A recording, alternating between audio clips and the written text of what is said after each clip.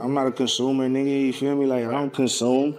Right. I'm not just a scroll. I'm not on Instagram just straight scroll. Like, man, come on, bro. Yeah, I'm trying to be. So when you think about the NFL, Jay-Z, and then like the NFL is supposed to be run with working with the young black youth. What's your take on that? Do you think that there could be more done that's been influential in that area? And then talk to me about what you think about Lil Wayne.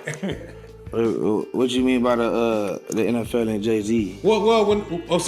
So that initiative came after all the police shootings and stuff like that.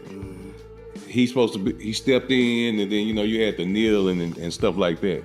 So you're a young black man that grew up. Probably you got people grew up in the project. You're a young black man that kind of grew up maybe a little bit better, but probably going through the same situations of being a young black man. If I'm not going through it, I'm seeing it.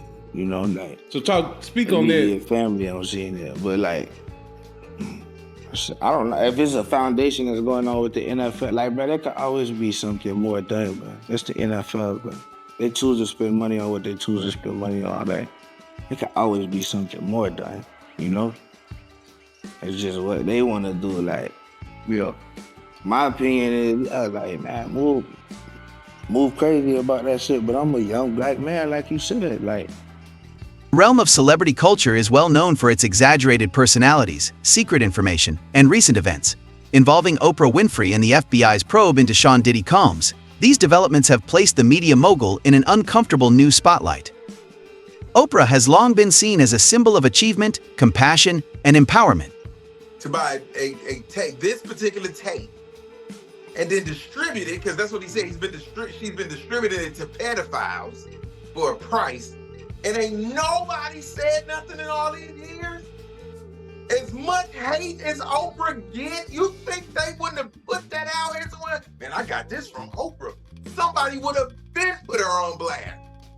Because of the stuff she owned. They have simply for the fact because they want to own what she owned, they could put her on blast. So that don't even, just from a business standpoint, that don't make sense. I'm sick and tired of being sick and tired.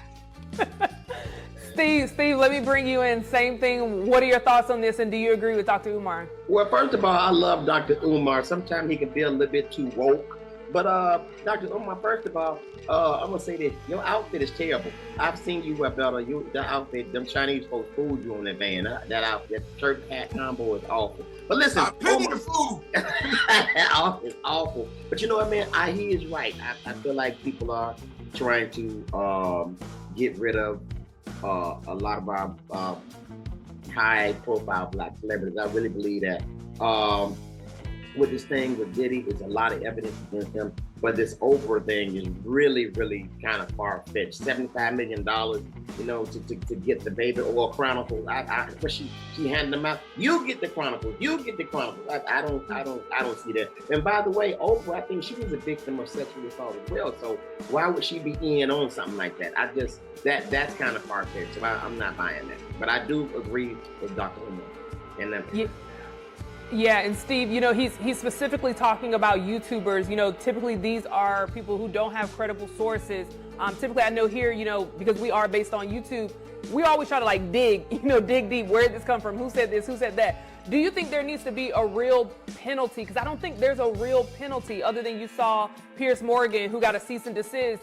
But, it's like, oh, you apologize and you take it down. Do you think there needs to be a more crucial penalty for people who are... However, there are now suspicions that she was involved in what is referred to as Diddy's dark list, a scandal that might jeopardize everything she has worked so hard to achieve. Questions are growing as a result of this surprising turn, which has caused a media frenzy. Does Oprah really understand that she is involved with the less respectable aspects of Hollywood's entertainment industry? Could her legacy and empire be in jeopardy? I'm my right-hand man, bro. Me and him been outside together 15 years. Well, that's small.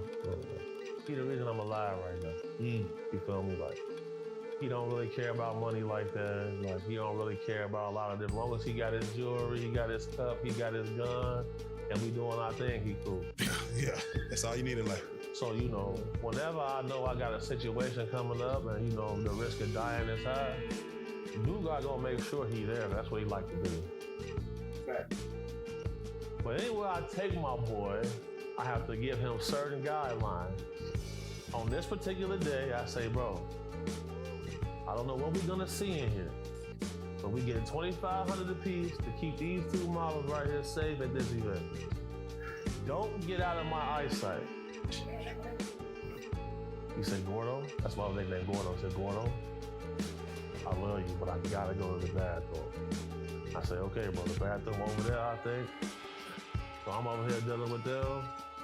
About 30 seconds ago, I hear, you gotta go. I'm like, I actually know. I said, fuck, fucking do God. I look over there, I see he got joined up, and it's out, and he's pointing it at somebody. He say, hey man, everybody get on the ground. So now here I go. I gotta say, y'all stay right there. I come over here. 5 dudes in the bathroom. Everybody passing their ankles. One dude didn't even have no pants on at all. He didn't have no socks on. He getting extra crazy. I'm like, dude, what you just see? He say, whoa, these motherfuckers in here all pulling each other. I'm like, what you mean? He say, man, sword fighting in here. Hey, we gotta go. I'm looking like, damn. Shout out Big Dugas. Shout out Big Dugas. Yeah. Shout out Big Dugas. Damn. That's the thing, bro. Like, bro, these, bro. So, let's do it like this. Let me ask you. Niggas would get mad at me. I wouldn't plug them with celebrities. And I say, look, bro, you don't know what you asking for. And when I see certain guys, I say, yeah, you definitely getting your cake stuck. Because you too thirsty to go be up here. 5 in the morning? You want to be in the studio with all dudes? Everybody on ecstasy and cocaine? They sipping liquor? There's no females here? You the females, my boy. Shit. You the female. Oh no. Now, Chris Columbus had a story that he told where he was laying down with his wife, and he got a phone call from Diddy like at 2 in the morning, saying, "I'm at the hotel," and he's like, "Yeah, well, who there?" Like, pull up. It all began with a video that went viral on social media, sparking curiosity and conjecture. The video claims Oprah's name is associated with a dark list linked to music mogul Diddy. The list purportedly contains the names of several well-known celebrities and exposes a troubling web of illicit activity. The video implies that Oprah was not merely a spectator at these events, but, more concerning, might have witnessed or even participated in some of these alleged illicit activities.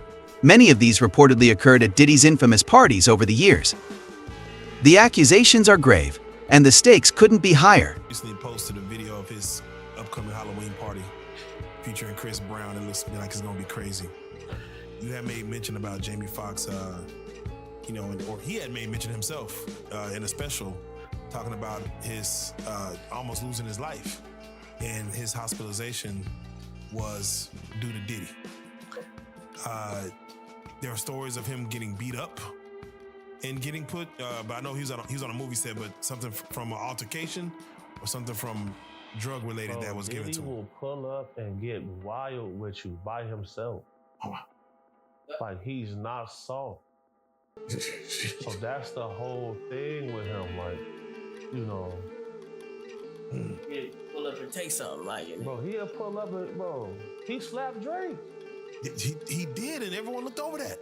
Oh, I'm not gonna call him a gangster, but he be on some tough shit, bro.